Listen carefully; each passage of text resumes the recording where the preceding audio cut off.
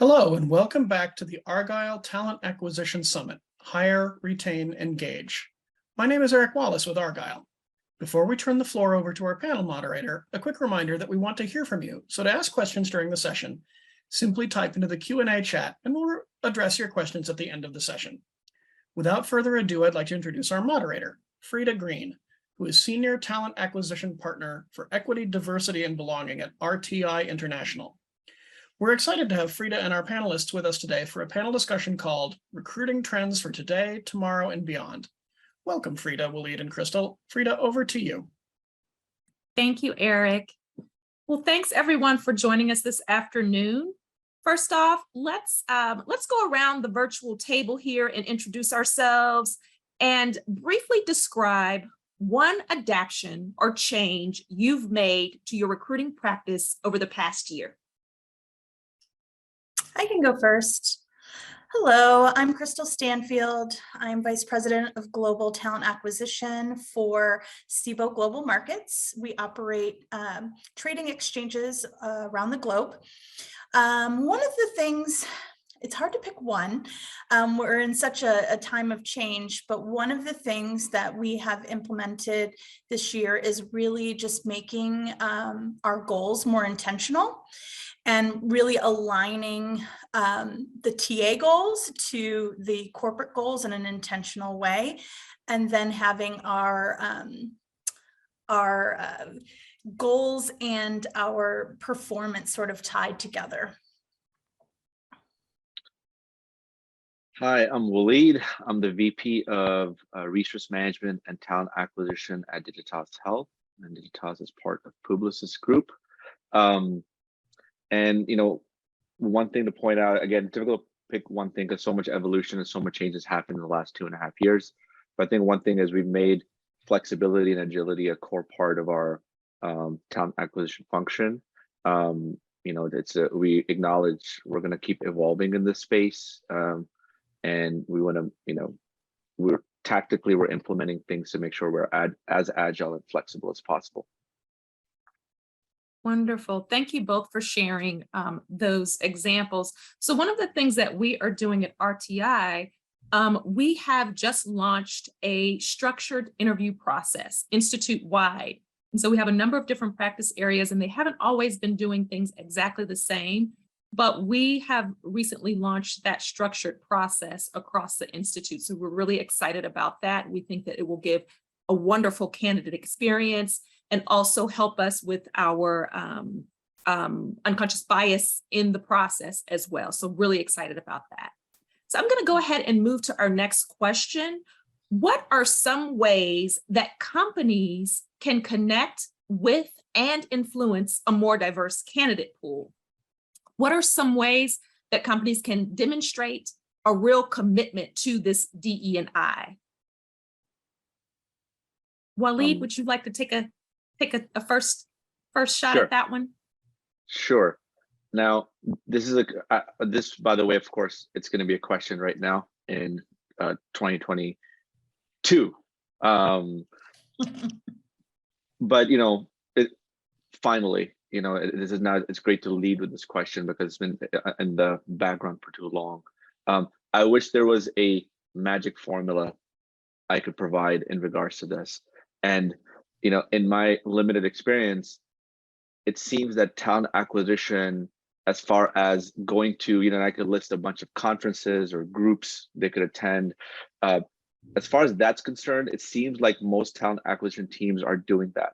They're connecting with the right pools, groups, organizations, conferences, and events to essentially include a more diverse population when it comes to candidates.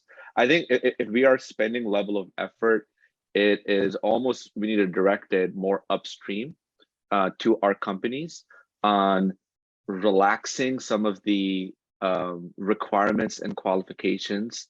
Hiring managers will ask for, we need A, B, C, D, E, F, G, what of these qualifications are required and mandatory, and what can be taught? Because that is going to allow us to be more inclusive and allow for a more diverse pool.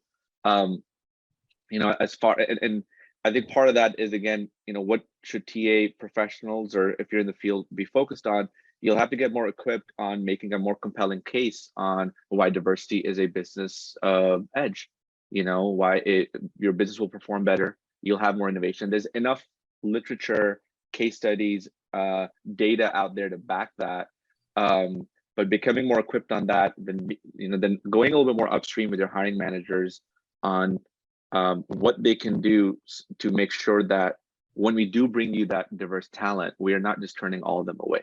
When we are bringing you a larger pool of candidates, we're not just turning them away, rather we are more inclusive and accepting. Thank you. Crystal. Yeah, so agree with everything that Waleed just said. In addition, I think you had two parts to your question, I believe. The first one is engagement and the other one is commitment. And from an engagement perspective, we have associate resource groups that we've partnered with. They've been leaning in and we're like, yes, let's work together and cover more ground through that effort and that partnership, so that we are working together to engage more into our pipeline from a sort of like a prospect perspective, right? We're just trying to get them attracted to us as a company and as an employer, right? So we're doing a lot of partnership there. And then from a commitment perspective, I mentioned it when we opened up, really aligning leadership goals to some of our diversity hiring goals, right? It is a team sport. Hiring is a team sport, right? Everybody needs to have a stake in things. So we feel like that shows a commitment at all levels, that we're in it together. I love that, Crystal, really creating that accountability structure and really shifting the responsibility from just a few folks who are passionate about it, just to everyone in the organization. So that's wonderful. Yep. So I'm gonna, Crystal, I'm going to pick on you a little bit for this next question first. So what are some things recruiters can do to keep candidates engaged in this competitive market that we're in? And how can you keep them engaged post-offer as well? Yeah, so I think we're all struggling a little bit with this challenge because there's a lot of different opportunities out there. So it's not one for one. People will continue to interview after they've accepted your offer, right? So I think my CHRO said it best. She said it's creating remarkable moments for people before they come in the door. And so some of the things that I've done, even with my own team, is send flowers, send flowers, send a money tree, send, cookies or whatever that we think is the right thing at the time, just to say, I'm excited about you coming on board and we're going to do great things together. And really, also another thing that we're doing with hiring managers is just sort of bridging things to the team right before day one, get them sort of meeting people and getting a sense of culture and community and belonging before they even step in the door. Those are some of the things that we're doing before they start. Through the interview process, that is a harder task actually, because you are trying to be fair about the process, right? So you don't want to give favoritism to anybody, but you also want people to know that you're interested, they're being considered, they're in the process, there's a lot of people. And I think the answer to that is some transparency. I think when you're out there and you're a job seeker, you want to know kind of where you stand, right? You don't want to be strung along. You don't want to not get, feedback. So over communicating is a way to be a little bit more transparent through the process, to say, hey, this is where we're at. We're still interested.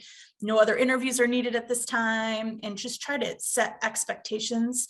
I think that helps. And it also allows open communication for the candidate to tell you, I have another offer, or this process with the other organization is moving faster than your process. I love that, Crystal, like really keeping that communication, those touch points throughout that process. Waleed, what about your experiences? So I think experience is king, meaning candidates, their experience is how they are evaluating whether they will, their experience during the talent acquisition process is how they're evaluating your company, agency, or firm. I think this will become even more pivotal in the coming years with a more, remote or hybrid workforce.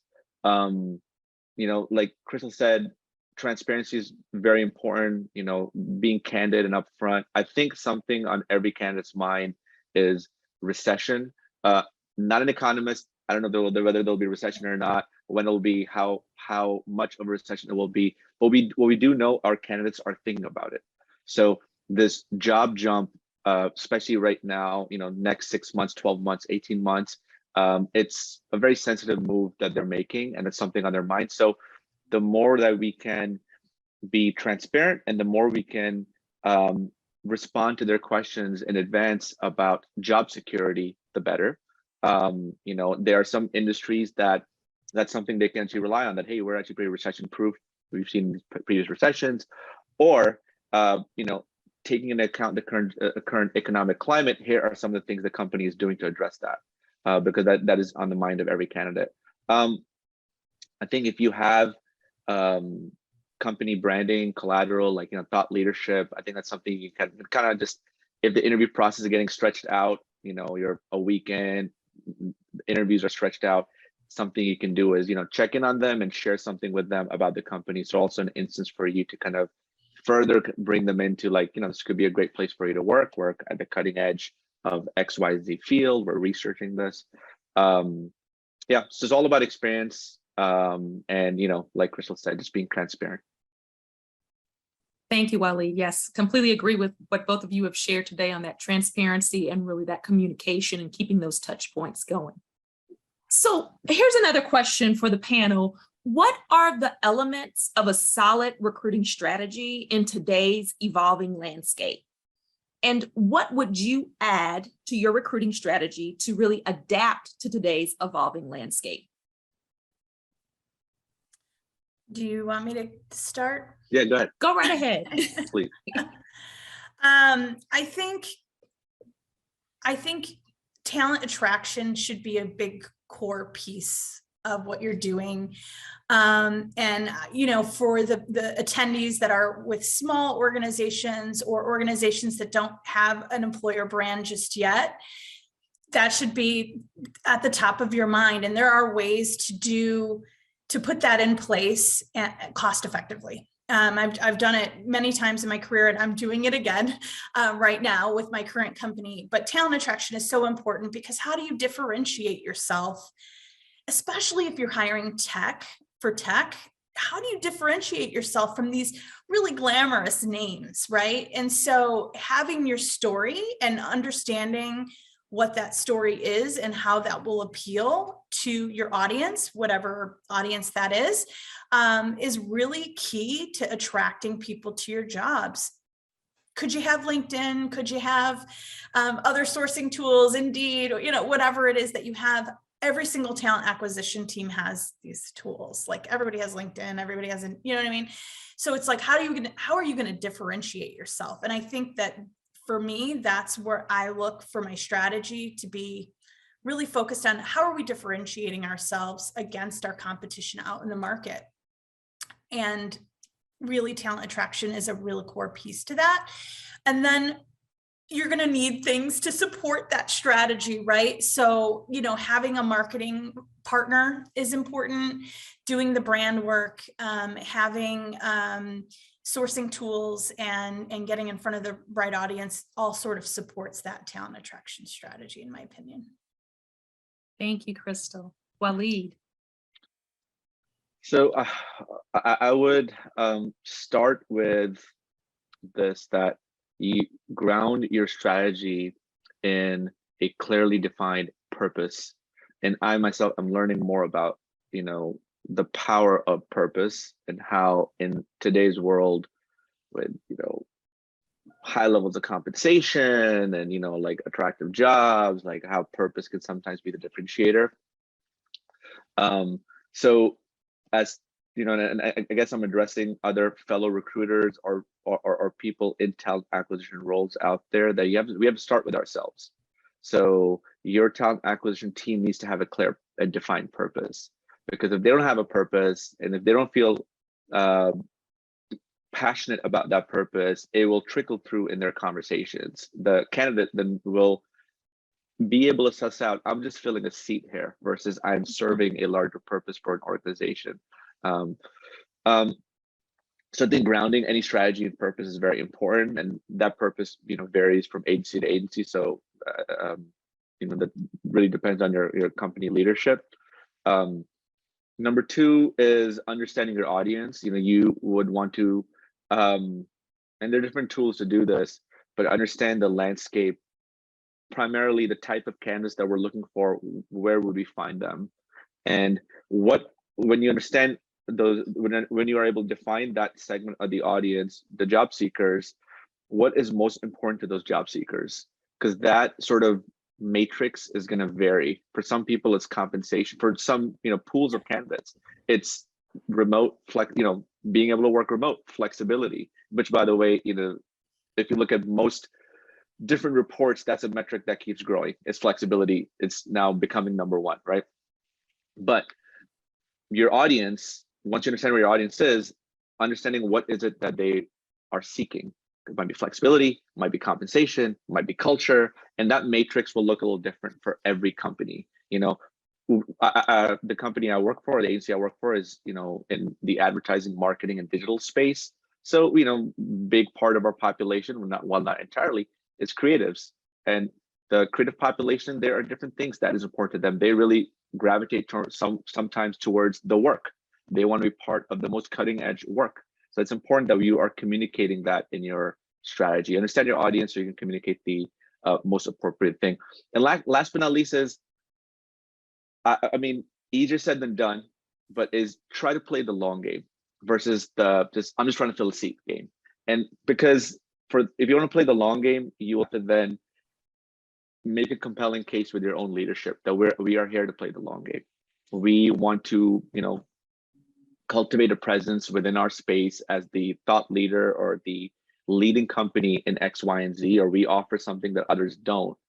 And that requires effort. That requires branding and marketing, and that requires your people get in front of the right audiences, versus just filling seats. Because if you're just like in a very transactional type of talent acquisition strategy, if you're executing that, that's not going to get you very far, and that that strategy is beginning to fail now. Yeah. Wonderful. These are some great nuggets here that Crystal and Walid are sharing with us. So we talked about talent attraction and really defining our why, our purpose, as well as strong key strategies for talent acquisition. So this kind of moves us nicely into our next question. How can your company's marketing activities really help with recruiting, and how can recruiting and marketing help each other out? This is an area I'm super passionate about. I've seen it work in really big ways at previous roles that I've been in where there's been high volume. I can think of a time where I created this 1-minute video to show the world what this job did, and we put it on Facebook, and Twitter and Instagram, and we hired like over 1,000 people just from that video alone.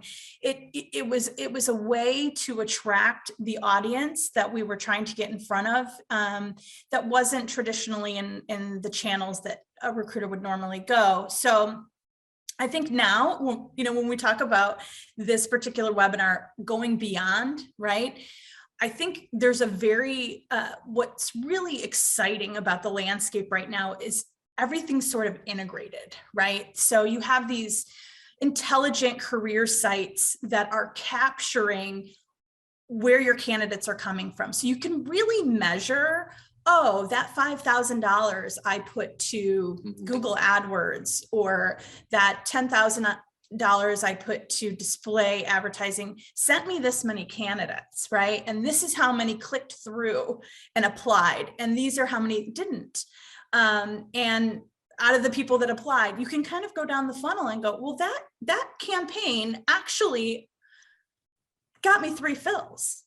And you can figure out what the cost was to do that. And then also go, okay, do I want to, almost like betting, right? Do I want to put more money on that and let it ride and see how far we can get with it? Or is that money not well spent? And can we find another channel that's bringing in more people? And then when we talk about integrated, we're talking career site integrated with CRM integrated with your ATS, and all your sourcing tools sort of integrated with that CRM and that ATS. So it's sort of this holistic machine of really keeping track of not just your applicants, but all that work that you do before they become an applicant. The career events, the diversity events, the networking things that you've done, the employee referrals, the marketing campaigns. So I think it's, we're at a point now where we've evolved to this sort of 360 integrated marketing, way of doing things in talent acquisition. And it's like, if you go back years ago, we always said, oh, we're kind of like the sales and marketing of HR. We're really becoming that. As technology and marketing really advances in our space, there's a lot to leverage there from a talent attraction perspective, and from really an analytics and really looking at the data and making data-driven decisions. I love that, Crystal, really putting on that digital marketer's hat. And like you said, having those informed decisions. That's wonderful. Walid. Yeah, so Crystal actually did a great job explaining more like the integration between data and the CRM tools, which again, there are so many of them. So I'll focus maybe a little bit more on the branding. And for some companies, you might have the benefit of having an in-house marketing team, or sometimes a marketing person. Sometimes that person might be you, the recruiter, you're responsible for marketing. But my counsel would be to focus on brand, to what is going to distinguish you from the competitor. I am, as a function of my role, I'm on LinkedIn almost every day, and still open up my phone and look at Instagram in the morning. I open up my phone and look at LinkedIn in the morning. I don't know what's going on, but on LinkedIn, I'm kind of going through this almost eyeball exhaustion of it's sort of the same content being produced by people, and same thing happens. I kind of am scrolling through it and nothing, mostly I'm kind of scrolling through it versus things are making me stop and look. So it is a little bit of understanding again, going back to an earlier question of understanding your audience and what is going to make them like pause. Part of that branding is thinking outside the box. Part of that is potentially taking some risks. And again, this is having worked in the advertising space or the marketing space for the last 5 years. These are some of the people around me, which makes me think about who is your audience, and what is going to make them pause and think and connect. Because quite often marketing is a reflection back of society itself. You essentially we're advertising and things that interest us. So it'll require some out of the box thinking, once you understand your audience about what will make them think. And I think the bold will succeed, meaning you'd have to take some risks. You'll have to kind of think of things that will make people pause and think and may have an opinion on, to get them to click, which will, hopefully get them to eventually even express interest in joining your company. I love that. I love what both of you have shared. And I really think another key component of that is really that authenticity and making sure that, you're showing who you truly are as an organization versus like a canned scenario. So people, when they get there, they're really experiencing, that authentic brand. So I love both of those responses there. Frida, I want to echo that. Like, this is authenticity is just it sounds corny. It's just so powerful. It is. Sometimes if you see it, it just captivates you in a way. So I think it's a great point, actually. Yeah, authenticity is just very captivating. Definitely. So I'll move on to our next question. So what technologies are you using to recruit candidates? I can go first. So we're using a variety of sourcing tools. So we have LinkedIn, we have seek out as a sourcing tool. We use a tool called Cord in Europe for our EMEA positions, which is like a texting tool. And we're about to implement a CRM that will be integrated with Workday. So we've looked at a lot of different tools. There is a lot out there and a lot of really good tools. So it was a hard decision, but we decided for purposes of our own to go with Phenom. But there are, again, a lot of great tools out there. We've also partnered with a recruitment marketing firm that's introduced us to some other sort of newer sourcing channels. There's a few of them I can think of that I haven't used yet, but we're looking at using. And then one I have used, the one I have used is called Velocity, which is like a sourcing service. There, like I said, there's so many out there, and I feel like every year there's new ones, right? You go to one of these recruiting conferences and you're like, oh, wow, that's really cool. Actually, I can think of some of them that I met maybe 7-8 years ago. And then like 2 years after I met them, like the tool just like exploded. And you were like, oh, wow, I knew them before they even had their own booth at the fair. So yeah, we're using a lot. And I think, what's interesting about these tools is really the ongoing evaluation of the ROI. So that's the only thing that I would stress to anybody who's on the call, like take advantage of those QBRs, make sure your team is adapting and adopting those tools and that they're working for you because they're there to work for you. And so you have to have a regular cadence of evaluating the return on your investment. And don't be afraid on an annual basis to say, this isn't working for us. And let's take a risk. Like what Waleed said, let's take some risks and try some other tools that may give us a better return. That's great, Crystal. Waleed, what are you all using? So at Digitas Health, like I said, we're owned by a big holding group of Publicis. Our sourcing function actually is centralized, and they use a variety of tools.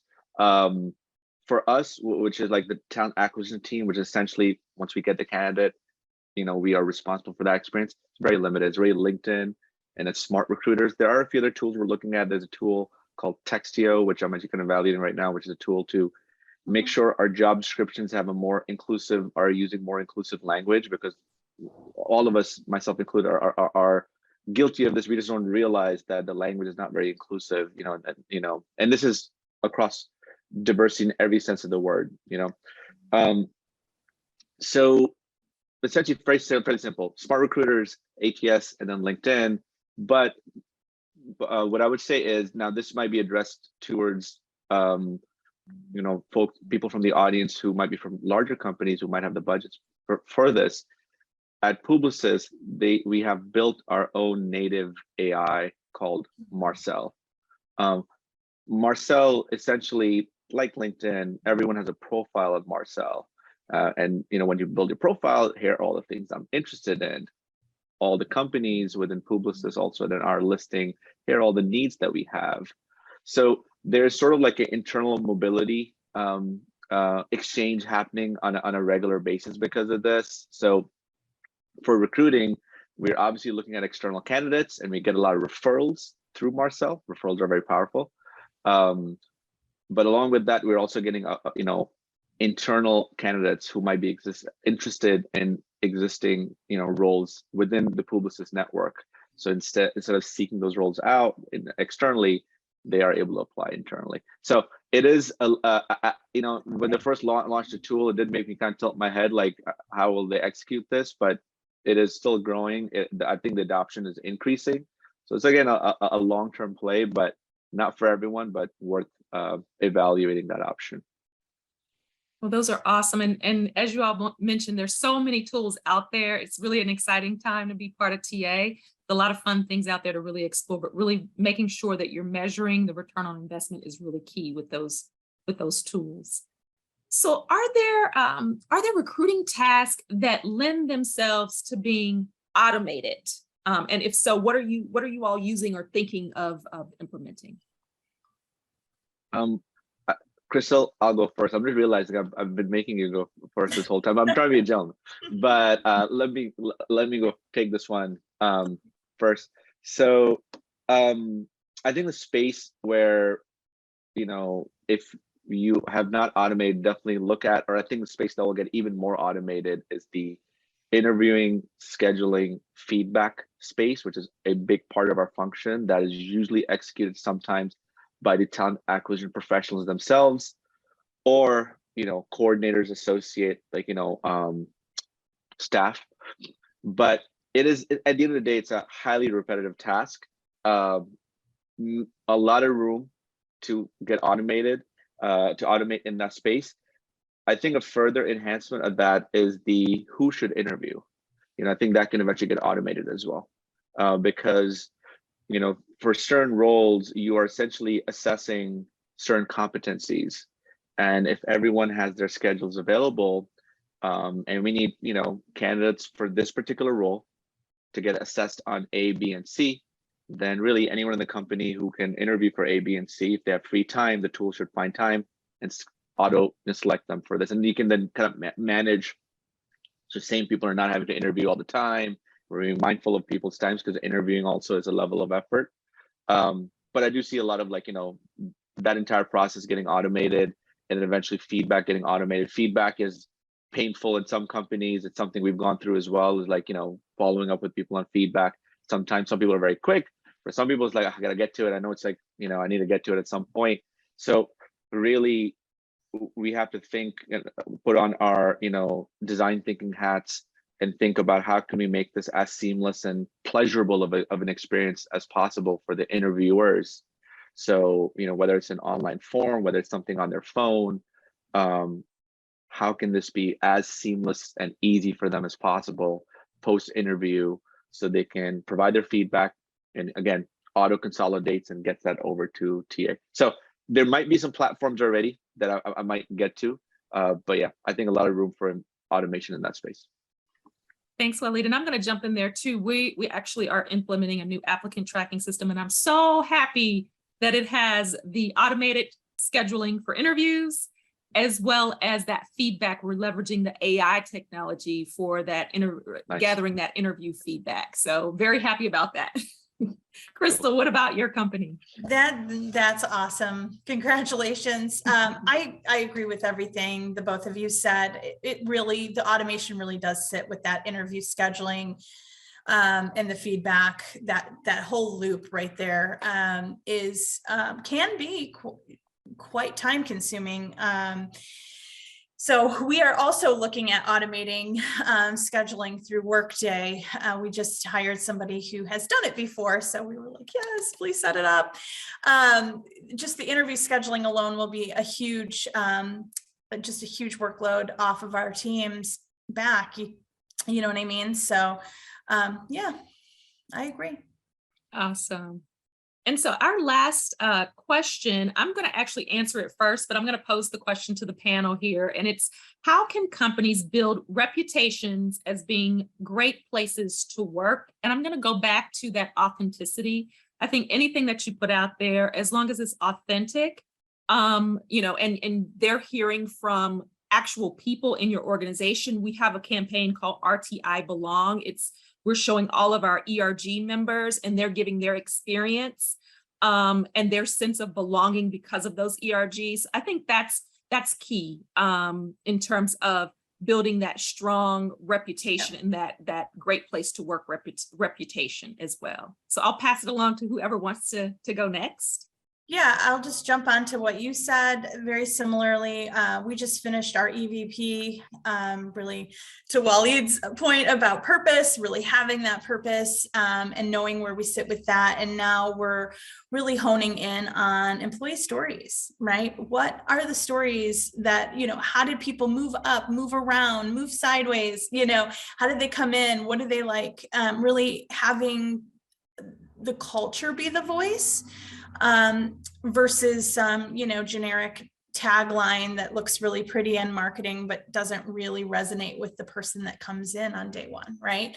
And when you're in a tech organization, those stories really matter in terms of making a difference in a decision for a candidate. People want, especially on the tech side, I think in general, yes, but on the tech side, even more so, they want to know what the work is like. What's the work like? And what's the impact my work is going to have? And I think there's a lot of storytelling that can be done around that to differentiate yourself in an authentic way. Thank you. Yeah. Like I was gonna say stories as well, you know, and I think telling diverse stories and hearing stories from all sorts of peoples and backgrounds. I'm, you know, guilty of this as well, is not really taking time out to, you know, connect with people and understanding there are people with like fantastic stories who came from very just the fact that their hair is it's an amazing story to tell and share. And not only does it attract people to work with us and continue with the cause that we have, and you know, there's also an element of education and inspiration. So I think stories are powerful. You know, people are our best ambassadors. While we can look for applicants and we can, you know, reach out to candidates, I think, you know, we really rely on referrals, because hearing from someone who works at the agency, someone you may know, it's very powerful. But yeah, so I kind of close with what you started, Frida, but you know, authentic stories. That's great. Well, this has been so much fun. So many great nuggets of information here. And I know we have some questions in the chat, so I'm going to turn things back over to make sure we answer those chat questions. Great, thank you, Frida. Just as a reminder to people in the audience, you're still welcome to enter questions into the Q&A section of the interface. So our first question is, I'm a former food and beverage manager with 10 years of experience who's recently transitioned to a recruiter role at a private ski resort. I'm concerned that the compensation for this role is low, especially given that I will recruit and hire 500 candidates for the winter season. How should I address this with my higher-ups? Okay, You want to take the first swing of that, Waleed? Yeah, and I'm assuming compensation for the role that you're hiring for versus their own role. But let's address This it. individual is talking about their own role. Yeah, I got Their the own role. for Okay. their own role. So this is something I had to go through, maybe, you know, not this scenario, but is quite often HR people, talent acquisition is seen as a cost and not as a value. So whoever are the leaders who define this, and that might be your head of finance, is you have to help them understand the value of what you are about to bring, because for this ski resort to function, they need these 500 people. And there is probably some level of understanding what are the most critical roles versus the not as critical roles. And I think you could probably tie some sort of compensation reward to filling those roles. But it is going to be an exercise in helping them rethink that you are going to bring them value. You know, by filling these roles, the ski resort will function. People are going to have a great time. They're going to tell their family about it. If you don't fill these roles, none of that cycle will not even start. Yeah, and this might be like, you know, if you're new in the role, might be a result of sort of like the previous sort of people who've been in the role. It's always been the way it is, but you're new, you represent change. So I would encourage you to kind of help reframe the way your function is viewed. Good advice. Anyone else have any comments on that question before we move on? No, I think you covered it. Cool. So the next question from the audience is, what are some resources for new recruiters to learn how to source effectively? Well, one of them would be getting some education from either SourceCon Academy or I think an AIRS certification. Those are two really good places to, you know, get additional education in sourcing that either your employer could pay for, or it's not too much that, you know, maybe even you can invest in that yourself. It's pretty affordable and comprehensive. Yeah, I'd agree. AIRS is definitely a good place to start. And they also have sourcing sessions for diversity recruiting as well. So if you're looking to diversify your pipeline, they have, you know, options for diversity sourcing. Great, thank you. The next question is, are you considering changing cost of living, and how often do you rework compensation? We actually, at my organization at SIBO, we did a cost of living adjustment, well, an inflation adjustment, if you will, enterprise-wide, which I thought was just really incredible of the organization. I know a lot of organizations might not be able to do that, but we were able to. And then one of the other things is we're constantly looking as the market changes, especially around our tech positions. If we start to see an increase of declined offers, we benchmark the jobs just to make sure that we're keeping pace with the market.